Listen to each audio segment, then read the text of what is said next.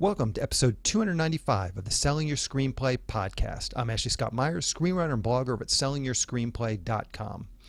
Today I'm interviewing Jason Weiner, who just directed a high-concept romantic comedy feature called Ode To Joy. It's about a guy who passes out whenever he experiences strong emotions, especially joy. So having a romantic relationship is very difficult with this condition, so it's a great premise for a romantic comedy to kind of set that all in motion. We talk through this project as well as his others and how he got started, so stay tuned for that interview. If you find this episode valuable, please help me out by giving me a review in iTunes or leaving a comment on YouTube or retweeting the podcast on Twitter or liking or sharing it on Facebook. These social media shares really do help spread word about the podcast, so they're very much appreciated.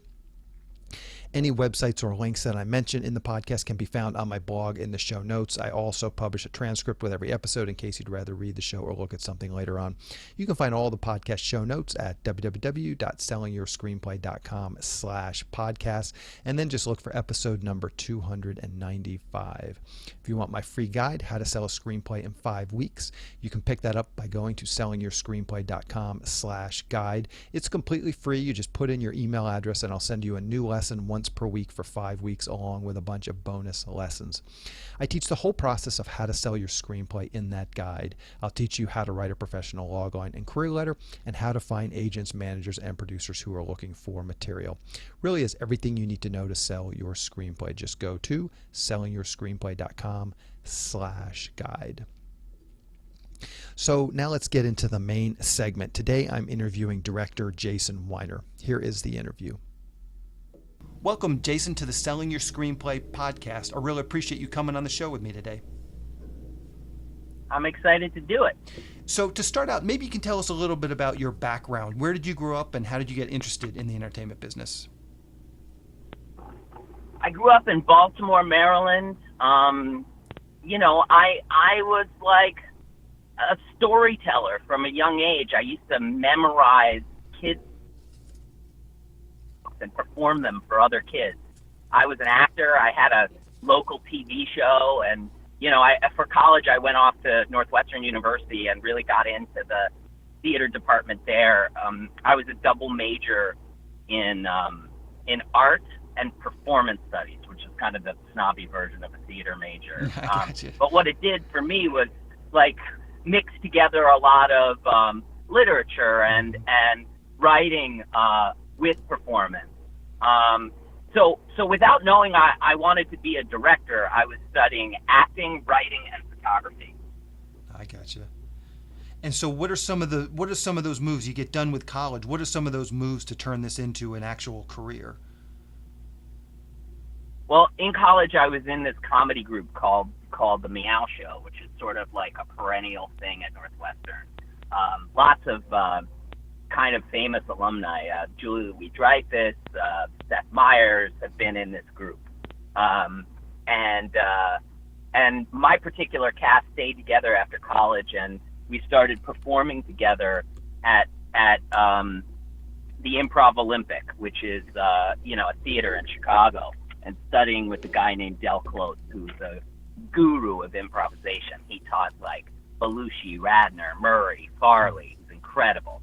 He passed away since, but it was incredible to be able to study comedy with him. And that was kind of my like comedy and storytelling grad school, I feel like, was that time at Improv Olympic with Del. And then my group moved to LA together, which was a great start in the business because we had each other and we were writing together and trying to create shows together. We sold a show to MTV as really as like kids, really in our early 20s. But we got a chance to we got paid nothing for it, but we got a chance to write and produce and make something. And that was sort of like my first thing. Mm-hmm. And how did you guys get in a position to sell something to MTV? First off, I was going to think, how big of a group was this? How many people were in this improv group? Six of us. Okay. And then how did you guys get in a position? Well, we were performing all over town. We used to do improvised movies where we would take a suggestion from the audience and then use it to do a 40-minute uninterrupted narrative improvisation where we would improvise not only the scenes in the movie, but actually tell the audience what the camera was doing and simulate those stage pictures. So it was really fun and funny, and we took that show. We got invited to the Aspen Comedy Festival, which is unfortunately no more, but at the time was kind of a big deal. And out of that got signed by big-time agents, and those agents helped connect us with producers, and that's how we sold the show to MTV. I gotcha. Just in general, what do you think attracted you to performing and writing and directing and just the arts in general? What was it about you, or what was it about it that just really drove you to pursue a career in it? Like I said, it was kind of all about storytelling for me. Like, I just loved it. And I loved movies, again, without quite knowing I wanted to direct. Mm-hmm. Like I was just saying, our early shows, we were doing these improvised movies. We were making up movies live in front of an audience. Mm-hmm.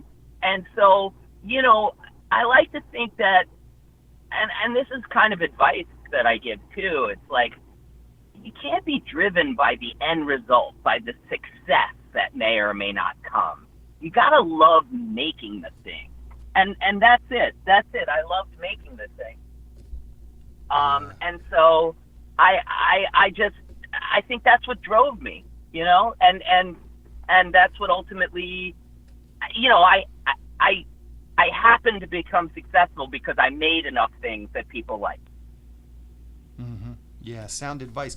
But I would have made those things anyway, mm-hmm. if I could, you know? Yeah. So take me from that moment. You did a short film, The Adventures of Big Handsome Guy and His Little Friend, and you directed that. Take me through that moment where you're doing basically a short, trying to, as your calling card, from going and actually getting professional work as a director. What did that transition actually look like? Yeah, I was, that was the first thing I was directed, and it wasn't until age 29. And we called in favors from everyone we knew, and I was essentially, at that point, I had been making my living as a commercial actor to a large extent, mm-hmm. And also as a photographer on the side. I would take actors' headshots, and I used a lot of that money to make this short. Mm-hmm. But we worked really hard on the script. We worked on this 15-page script for almost a year. Hayes MacArthur and I did, and Hayes is now an actor of some note. You've seen him on stuff like Andy Tribeca. Anyway, he and I wrote this thing together, and the second I was behind the camera directing it and using everything I had learned from all my years acting, from my years producing, from my years doing the MTV thing, from my photography business at that point, I was like, my God, I felt like I was in the Matrix. I had never directed before, but I knew how to do it. Mm-hmm. And the second I did it, I was like, this is it. This combines all of the things I love, and this is what I want to do. And then from there, once we made the film, we got it into a bunch of festivals. It got seen by agents at ICM, and they signed me as a writer and director, and they're still my agents today. And then it also then they got it to a bunch of producers and showrunners around town, and there were some guys, Cernan and Ventimiglia, who had a deal at that point at Fox, and they wanted to develop it as a TV show. And we sold it to Fox, and then it got remade as a big budget pilot for Fox. Okay. That's fantastic. So let's dig into your latest film, Ode to Joy. Maybe to start out, you can give us a quick pitch or a log line. What is Ode to Joy all about? Ode to Joy is about a man who is living with this disease called cataplexy. Cataplexy is like narcolepsy, except it's triggered by extreme emotions. So basically what happens is if you have cataplexy and you experience anger, frustration, and in Charlie's case, joy, you experience muscle weakness to the point of actually crumbling to the ground. So he basically can't allow himself to experience any extreme emotion, and most notably happiness. And when we heard this, it's the real thing, that actually more people are affected by than you would think. I think it's like 3 million people worldwide. Huh, wow. It creates, the inability to allow yourself to be happy. And we thought, my God, this is the ultimate obstacle to falling in love, which makes it like an incredible basis for a romantic comedy. Yeah, for sure. How did you get involved with this project? Was the script already written and then they brought you in on it? Were you involved from the development of the idea? Maybe you can talk about your sort of process and how you got involved with it.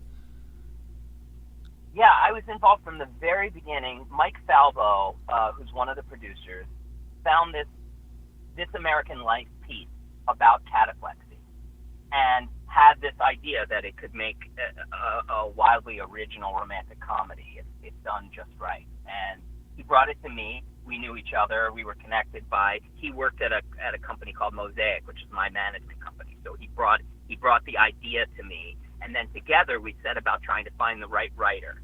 And we met a number of writers, including Max Werner, who has since won a bunch of Emmys for the Colbert Report, and at the time had written a great script that was on the blacklist called Fun Side. And he had a great take on the material, and he and I started working together on developing the pitch. I see. And take me through that process. Take me through that process a little bit. How did you get this sort of pool of actors that you were willing to read their scripts and interview? Because I know that's going to be the first question people listen to this podcast. Well, how can I get myself in the pool? Did you go to agents? It sounds like you were working with your manager, so he probably had a bunch of writers within the company or something. But maybe you can talk about that. How do you get yourself in a position where you're being considered by a producer and a director like yourself? Well, Max had a script on the blacklist, so that's how we knew of him, and it was kind of Mike Falbo's job as a producer and as a development exec to kind of know of up-and-coming writers for a situation just like this. So how do you get yourself in that position? I mean, it goes back to making things. It doesn't cost any money to write a script, so it's just it's about putting the work in. So Max had done that, and at the same time, he had a notable job in TV and was cultivating and sharpening his satirical skills. Yeah. So let's talk about the development process of this. So you have this high concept idea, you interview this writer, he has a good take on it. Then what does the development process look like? Do you sit in a room together, come up with an outline, then he goes off and writes pages? Do you let him go do his first draft? Maybe talk through that process. What does that actually look like working with a director like yourself? In this case, and this is just my style, I was actively involved in breaking the story with him and figuring out the building blocks of literally what was going to happen in this story. But that's because we were kind of developing it as a pitch together. So we weren't yet writing the script; we were writing the pitch, and we took the pitch into Sony and sold it to Sony as a studio movie. And Sony paid Max to write the script. Max went off and wrote the script, and together, I weighed in, and we did drafts and drafts together. And then when we gave it to Sony, it was a year later, which is a very reasonable time between pitch and delivering a feature script to a studio. But in that time, the business had changed, and basically Sony, when they received the script, said, "My God, this is everything you guys promised in the pitch. It's funny and it's heartfelt, and we don't make this budget-level movie anymore." So basically the market for this movie at studios had just kind of evaporated, and that had changed inside of that year.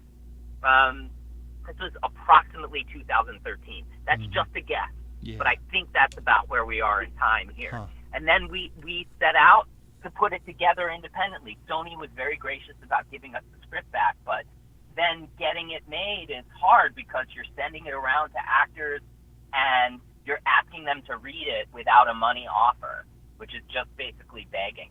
And I give Martin Freeman all the credit in the world for not only being like a conscientious reader of material that gets sent his way, but in seeing the potential in this to be something really special. Yeah, for sure. How can people see Ode to Joy? What's the release schedule going to be like? on this Friday, which is the 9th of August. It will be out in theaters in New York and LA and available for download simultaneously on Amazon and iTunes and also your local cable provider. Gotcha. Hopefully people go see it in the theater in New York and LA, because if it does well in those couple of theaters, then it'll expand to more cities the following week. I see. Perfect. And what's the best way for people to keep up with what you're doing? Twitter, Facebook, a blog, anything you're comfortable sharing, I will round up for the show notes. Yeah, sure. Appreciate that. People can follow me on Twitter. Just my name at Jason Weiner. And also same thing on Instagram. Okay, perfect. And I'll round those up for the show notes. Well, Jason, I really appreciate you coming on and talking with me today. Good luck with this film, and good luck with all your future projects as well. Thank you so much. Thank you. We'll talk to you later. Bye. Bye. I just want to talk quickly about SYS Select. It's a service for screenwriters to help them sell their screenplays and get writing assignments. The first part of the service is the SYS Select Screenplay Database. Screenwriters upload their screenplays along with a logline, synopsis, and other pertinent information like budget and genre, and then producers search for and hopefully find screenplays they want to produce. Dozens of producers are in the system looking for screenplays right now. There have been a number of success stories come out of the service. You can find out about all the SYS Select successes by going to sellingyourscreenplay.com/success. Also on SYS podcast episode 222, I talked with Steve Deering, who was the first official success story to come out of the SYS Select database. When you join SYS Select, you get access to the screenplay database along with all the other services that we're providing to SYS Select members. These services include the newsletter. This monthly newsletter goes out to a list of over 400 producers who are actively seeking writers and screenplays. Each SYS Select member can pitch one screenplay in this monthly newsletter. We also provide screenwriting leads. We have partnered with one of the premier paid screenwriting leads services, so I can syndicate their leads to SYS Select members. There are lots of great paid leads coming in each week from our partner. Recently, we've been getting 5 to 10 high-quality paid leads per week. These leads run the gamut. There's producers looking for a specific type of spec script to producers looking to hire a screenwriter to write up one of their ideas or properties. They're looking for shorts, features, TV, and web series pilots, all types of projects. If you sign up for SYS Select, you'll get these leads emailed directly to you several times per week. Also, you get access to the SYS Select forum, where we will help you with your logline and query letter and answer any screenwriting related questions that you might have. We also have a number of screenwriting classes that are recorded and available in the SYS Select forum. These are all the classes that I've done over the years, so you'll have access to those whenever you want once you join. The classes cover every part of writing your screenplay, from concept to outlining to the first act, second act, third act, as well as other topics like writing short films and pitching your projects in person. Once again, if this sounds like something you'd like to learn more about, please go to sellingyourscreenplayselect.com. Again, that is sellingyourscreenplayselect.com. On the next episode of the podcast, I'm going to be interviewing Atlanta-based writer Mark Liedner. He just wrote a cool sci-fi thriller script called Empathy, Inc. He's a great example of a writer living far from Hollywood who's getting movies made. This is his second feature film, and he's done it all without an agent or a manager. And of course, he lives in Atlanta, so he's very, very, very far from Hollywood. And we talk about this. We talk about exactly how he got his first film made, how that parlayed into this second film. And it's just a great example, again, of someone that's making things happen without being in Los Angeles. So keep an eye out for that episode next week. To wrap things up, I just want to touch on something from today's interview with Jason. I love what he said about the project he sold to MTV. He just loved doing the work and making it. And I think this is so important. We are doing something that is creative and hopefully fun. And so I just couldn't agree more with what Jason said about that project. So often the success is what we put the emphasis on, when really we should be putting the emphasis on having fun, on being creative, and doing really great work, not worrying about all the other stuff. And I know my podcast is all about being practical and trying to sell something and make this an actual career. And there's that practical side of me that always wants to do the right thing in terms of the business decisions. But at the end of the day, the passion is what is going to make this fun, and that joy, that passion, that will come out in the work and hopefully rub off on the audience. So while I'm a firm believer in working smart, and giving yourself the best possible chance of success, which often means compromise and doing the best with what you have, at the same time, don't forget about the passion and the joy. Don't leave that out. That's what's going to ultimately make these projects successful. Anyway, that's the show. Thank you for listening.